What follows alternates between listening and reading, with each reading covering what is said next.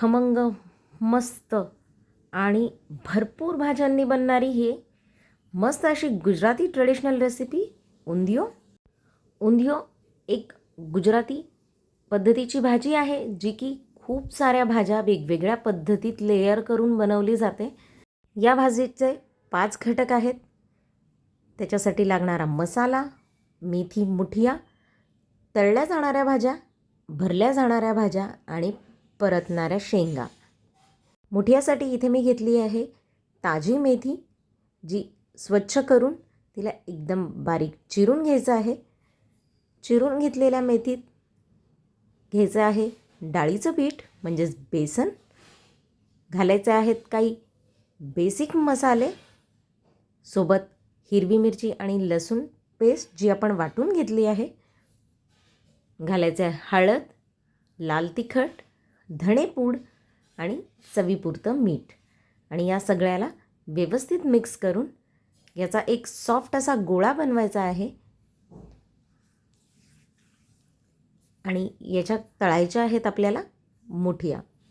मेथी मुठिया हा उंधियोतला सर्वात महत्त्वाचा आणि सर्वात आवडणारा पार्ट आहे. कारण मुठिया चवीला इतक्या छान लागतात, त्या भाजीसोबत शिजल्यानंतर नरम होतात, पण त्याचा फ्लेवर खूप छान येतो. हिवाळ्यात मिळणाऱ्या भाज्या खूप चविष्ट आणि ताज्या असतात. इकडे तेलात या बनवलेल्या मुठिया तळून घ्यायच्या आहेत सोनेरी होईपर्यंत. ही भाजी बनवायला वेळ लागतो, पण हिवाळ्यात एकदा नक्की करून बघा. हे मेथी मुठिया माझ्या सगळ्या झालेल्या आहेत. या छान मीडियम आचेवर आपल्याला सोनेरी तळून घ्यायच्या आहेत. मेथी मुठिया तळून झालेल्या आहेत. आता तळायला घ्यायचे आहेत बाकीचे कंद. याच्यात जांभळा सुरण आणि पांढरा सुरण असे सुरणाचे प्रकार आहेत, ज्याला मी इथे साल काढून बारीक चिरून घेतलं आहे. यांना आपल्याला तळून घ्यायचं आहे. हे कंद तळूनच वापरायचे आहेत, कारण हे शिजल्यावर चिकट होतात नाहीतर. यांना तळायला थोडासा वेळ लागतो, पण यांना मीडियम फ्लेमवर आपल्याला छान तळून घ्यायचं आहे. सुरणासोबत आपल्याला तळायचं आहे रताळं. हे छान खरपूस तळून झालं आहे.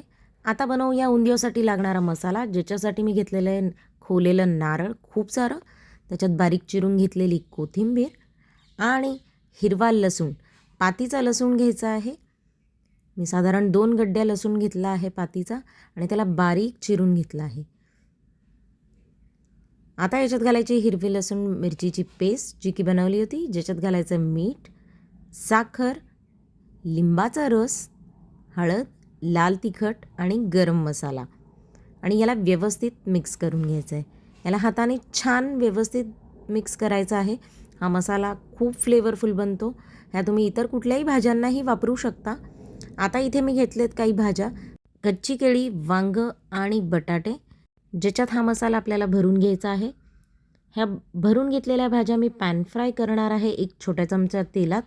तुम्ही हे असंच्या असे भाज्या पण फोडणीत घालू शकता, पण पॅन फ्राय केल्याने याची चव खूप जास्त छान येते. म्हणून एकीकडे मी एक 5 मिनटं यांना झाकण ठेवून व्यवस्थित पॅन फ्राय करून शिजवून घेणार आहे. याला खूप जास्त शिजवायचं नाही आहे, बस हलकी वाफ येईल आणि तेलाने सगळ्या भाज्या छान परतल्या जातील इतपतच आपल्याला याला परतायचं आहे. आता एका जाड बुडाच्या भांड्यात घ्यायचं आहे तेल. त्याच्यात घालायचा आहे ओवा आणि सुरती पापडी. हिवाळ्यात ही सहज मिळते आणि खास उंधियो केला जातो याचा. सुरती पापडी परतल्यानंतर त्याच्यात घालायचं आहे हळद, लाल तिखट आणि एकदा व्यवस्थित मिक्स करून घ्यायचं आहे. आता त्याच्यात घालायची आहे वालपापडी आणि शेंगा. घालायचे आहेत तुरीचे दाणे आणि वाटाणे आणि हे पण पुन्हा एकदा व्यवस्थित मिक्स करून घ्यायचं आहे. एक 2 ते 5 मिनटं याला वाफ काढून घ्यायची आहे, म्हणजे शेंगा छान सॉफ्ट होतात. या रेसिपीमध्ये हिवाळ्यात मिळणाऱ्या ऑलमोस्ट सगळ्या भाज्या वापरल्या जातात आणि या खूप छान लागतात. याला एक छान वाफ आली. आता याच्यात घालायचा आहे बनवलेला नारळाचा मसाला आणि एकदा व्यवस्थित मिक्स करून घ्यायचं आहे.